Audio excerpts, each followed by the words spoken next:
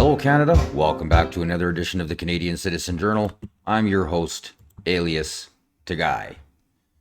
Well, I'm officially in the cabin. Got the satellite going, obviously, because I'm online. It's going to take me a little while to kind of get set up and made at home.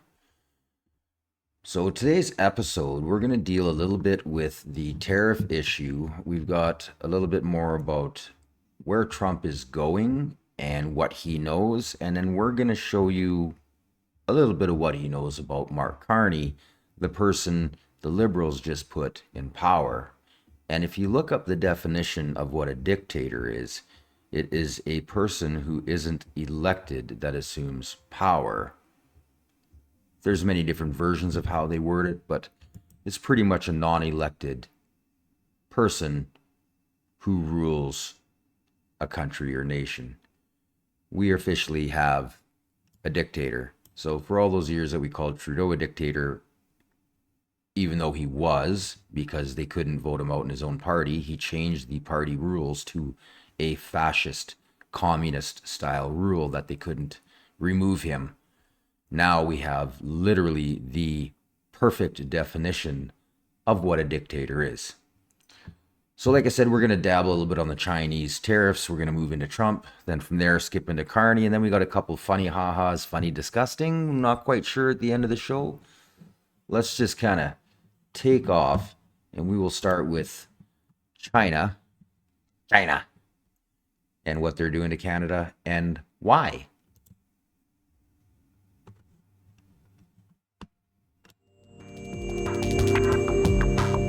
China on March 8th announced tariffs on over $2.6 billion worth of Canadian agricultural and food products in retaliation to the levies Ottawa introduced on Beijing in October 2024.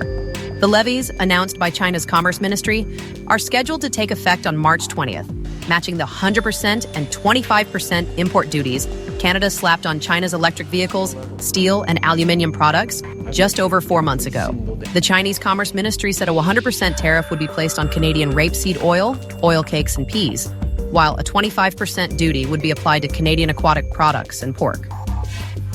The Tariff Commission of the State Council issued a notice today, announcing that starting from March 20, 2025, China will impose a 100% tariff on canola oil, canola meal, and peas originating from Canada, and a 25% tariff on aquatic products and pork originating from Canada. China urges the Canadian side to view bilateral economic and trade cooperation rationally, respect the objective facts, comply with World Trade Organization rules, and immediately correct its wrong actions. The new tariffs have opened a new front in a trade war, which is largely driven by U.S. President Donald Trump's tariff threats in recent weeks.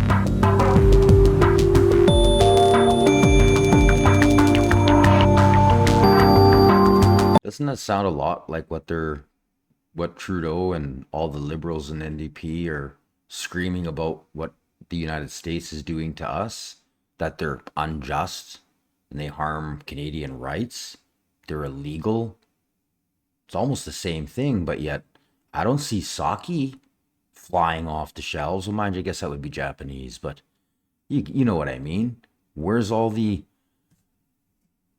Canada together, Team Canada, screw China attitude, as opposed to what we're doing to the States? We've been an ally to the States a hell of a lot longer than we have with China. We align better with them than we do China. I mean, for the most part, we don't execute like the Uyghurs and other religions. We're not communist, we're democratic. Well, even though we're losing that more and more, especially over the last 9 years, it's just kind of strange, isn't it, that I don't hear everybody jumping up and down screaming at Jing Shebi, like, what's going on? How come China's not the enemy of Canada? The Commerce Ministry said Canada's 100% tariff on Chinese electric vehicles and the 25% tariffs on steel and aluminium violated World Trade Organization rules. That's funny. That's almost identical to what Trump did to us. The ministry added that the tariffs were protectionist and unjustly harmed China's rights and interests, The decision comes after China's anti-discrimination probe. The Chinese ministry said the Canadian side ignored China's repeated opposition and dissuasion and did not conduct any investigation. In August 2024, Canada had announced that it will implement a 100% surtax on all Chinese-made electric vehicles, EVs, effective from October 1st, and impose a 25% surtax on imports of steel and aluminum products from China starting from Oct 15. China's Ministry of Commerce announced on September 26, 2024, that the country has launched an anti-discrimination investigation into Canada's trade restrictive measures. The investigation concluded that the measures taken by Canada constitute discriminatory restrictions which have disrupted normal trade and harmed the legitimate rights and interests of Chinese enterprises, according to the ministry. Despite China's repeated opposition, Canada has unilaterally restricted imports of EVs, steel, aluminum, and other products from China without prior investigation, undermining China-Canada economic and trade relations. So that makes sense, because they are investing in the Green New Deal, the carbon credit system. They are actually being protectionist. And it's not necessarily for the citizens of Canada. It's for all the investors who are part of Carney's Brookfield, the WEF, and the Davos elite, to make sure that they reap all the benefits. Interesting. Even though we know now that's why they appointed Carney to be prime minister here, is to try and make sure that they can lock in their investments and hope they don't lose their shirts, because the American administration is coming for them. There's two things that Americans, and especially Trump, hate the most: globalism and socialism.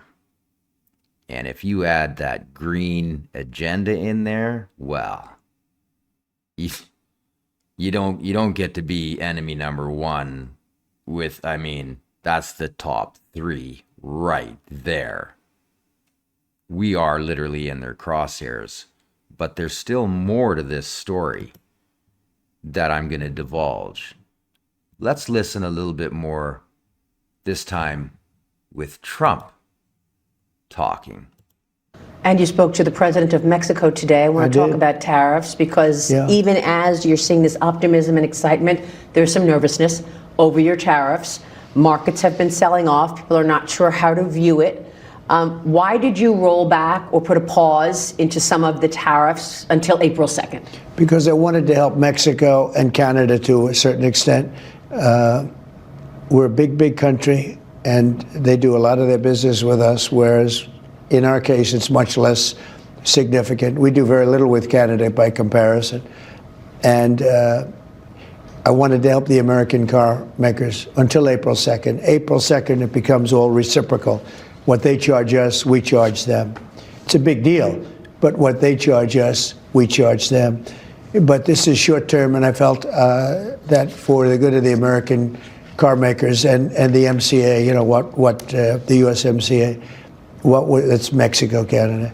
I thought it would be a fair thing to do, and so I gave them a little bit of a break for this short period of time. But I asked you about this before, and I know you told me when I asked you, I said, you did use MCA, you put this together. Yeah. And yet then you come back and you change it up with these tariffs, and you said to me at that time, I did it because I can. I put an amendment in there, and I said in 6 years I can change it.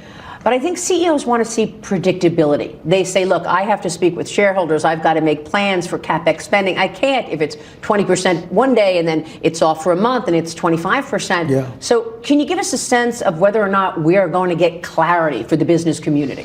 Well, I think so. But, you know, the tariffs could go up as time goes by, and they may go up. And, you know, I don't know if it's predictability. I think so that's not clarity. No, I think that they say that. You know, it sounds good to say. But for years, the globalists, the big globalists, have been ripping off the United States. They've been taking money away from the United States. And all we're doing is getting some of it back. And we're going to treat our country fairly. This country has been ripped off from every nation in the world, every company outside. The globalists. the globalists. Now, he says this quite often, and there's a reason. I'm going to skip ahead a little bit here, listen to a little bit more, and then we'll find out what happened in the States, how badly he hates globalists, and who they consider enemy number one. So that's your message? Build it here? Build it here, there's no tariff. Yeah.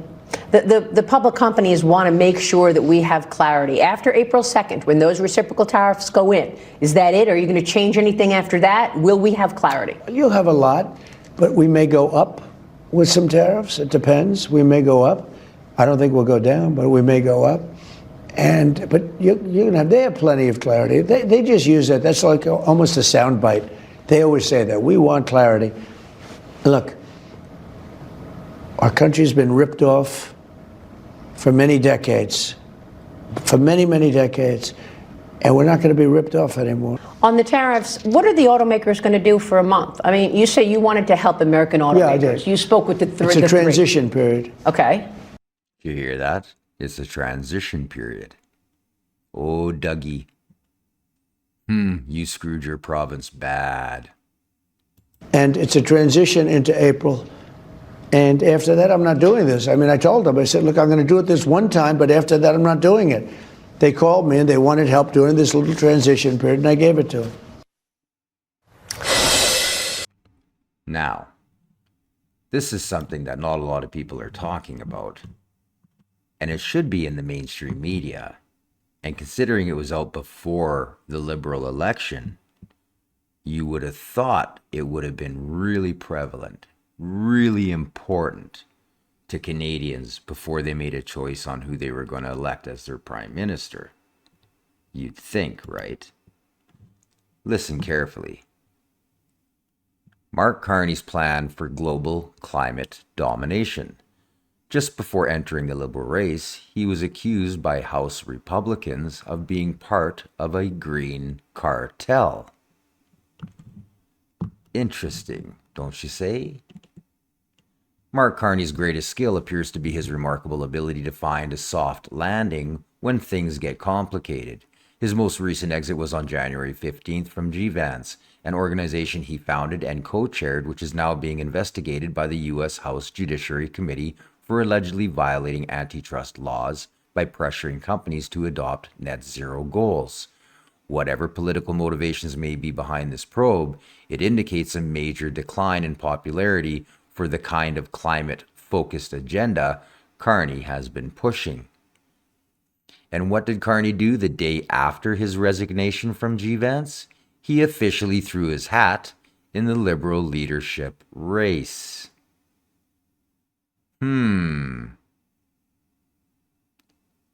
You just elected enemy number one of the United States. And not just the United States, of mankind.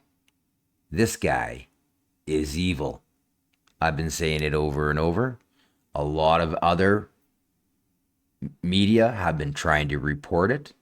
This is why he locks out, just like Justin Trudeau, media, real journalists, and only allows his propaganda arm in there to throw softball questions or pre-orchestrated, pre-writ, so he knows how to answer them and keep all of this away from the people.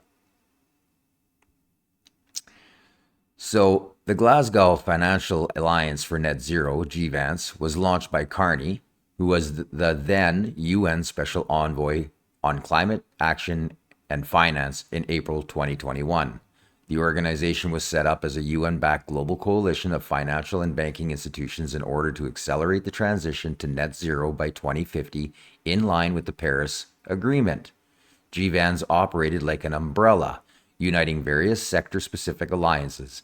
Net Zero Asset Managers, NZAM, which was launched in December 2020 and predates GVANS, for example, is under the umbrella.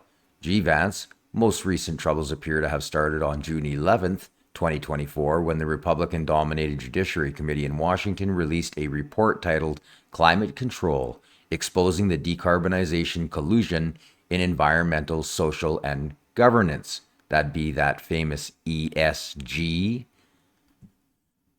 The report alleged that GVANS is part of a climate cartel which colludes to decarbonize companies by leveraging negotiations with management, shareholder resolutions, and a board of director votes. According to the committee, this cartel forces companies to disclose their carbon emissions, reduce their carbon emissions, and enforce their disclosure and reduction commitments by handcuffing and restricting company management. The committee's stated concern was that collusion on decarbonization necessarily causes reduced output and higher prices, including in the critical fossil fuel, aviation, and agricultural industries, posing a significant threat to the economy and to the well-being of the American consumers. Then on December 20th of last year, the pressure of GVANS increased, albeit indirectly. The committee sent letters demanding information, communications, and documents to over 60 U.S.-based asset managers in regards to their involvement with GVANS. Documents related to what the committee calls GVANS's collusive activity are to be used to inform potential legislative reforms.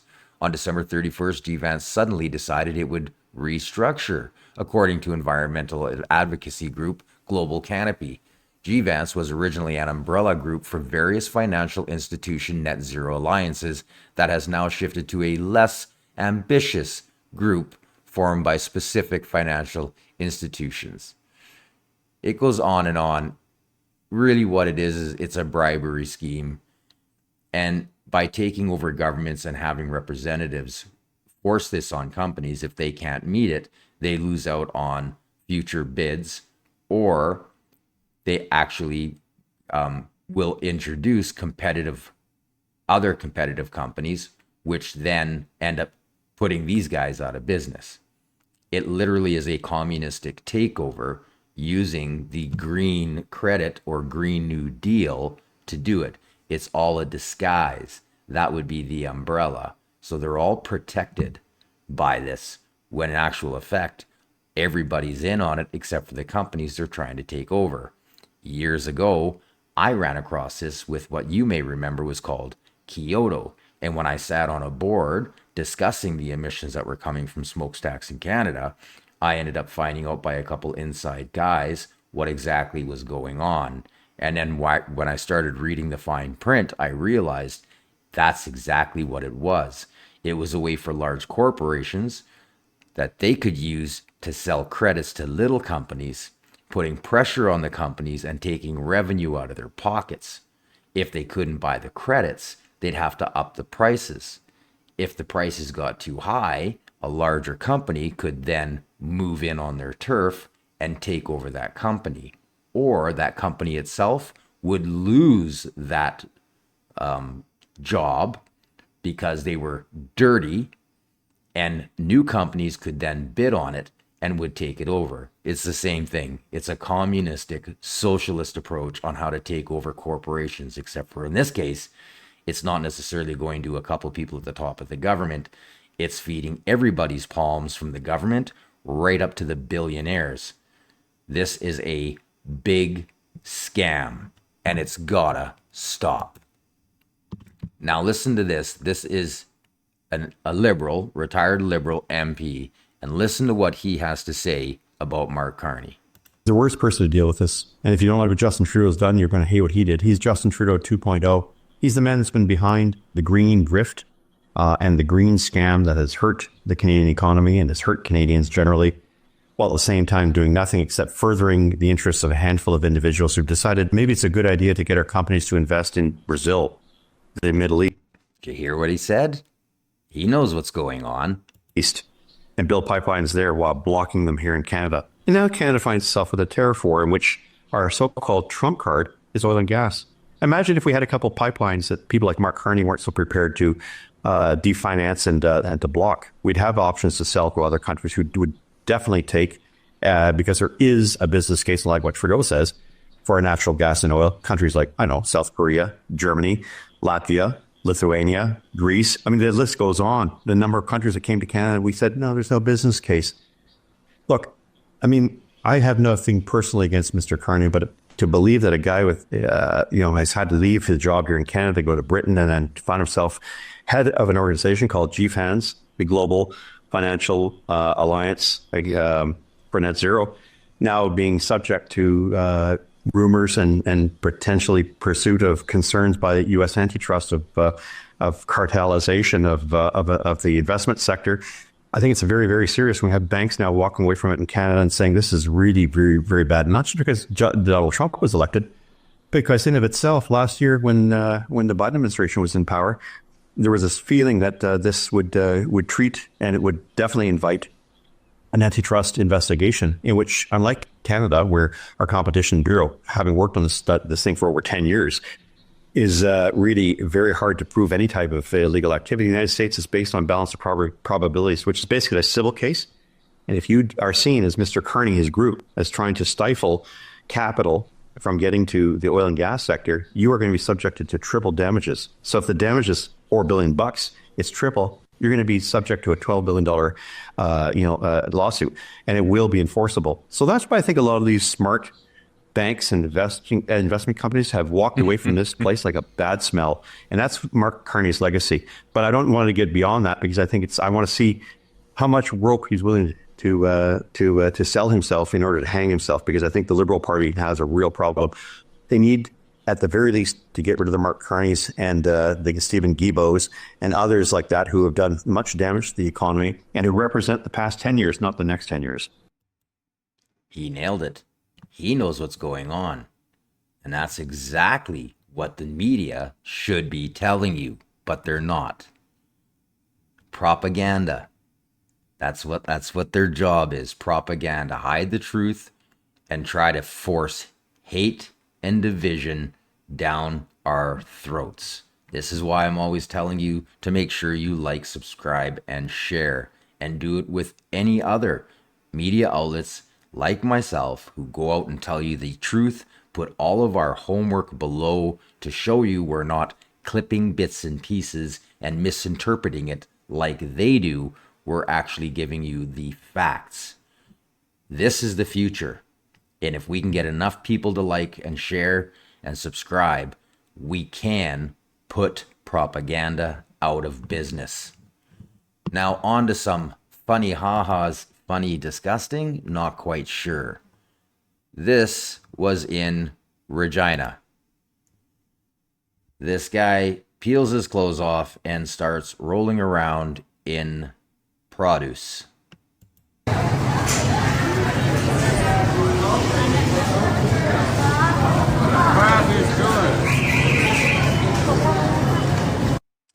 So make sure you double wash your fruits and vegetables, please. And we got one more, and wouldn't you know it, it's not far from the store in Regina. This one is at the parking lot of the Atlas Hotel south of Dudney. The guy says, it used to be such a safe place in town. Here he pulls out a machete, a huge knife. I wouldn't call it a machete, but a huge knife. Pulls a knife out?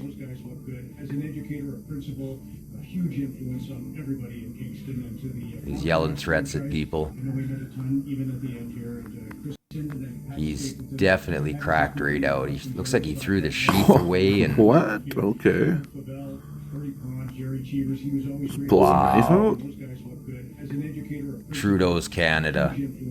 This is what you call a post-national state there, people. This is crazy. What is the world coming to? What is Canada coming to? Oh my Lord. That is so sad. So sad. Well, you guys, I hope you enjoyed the episode. Make sure that you like, share, and subscribe. And if you are, punch that notification bell so you don't miss any future episodes. Until the next time, you've been watching Canadian Citizen Journal, and I'm your host, alias to Guy.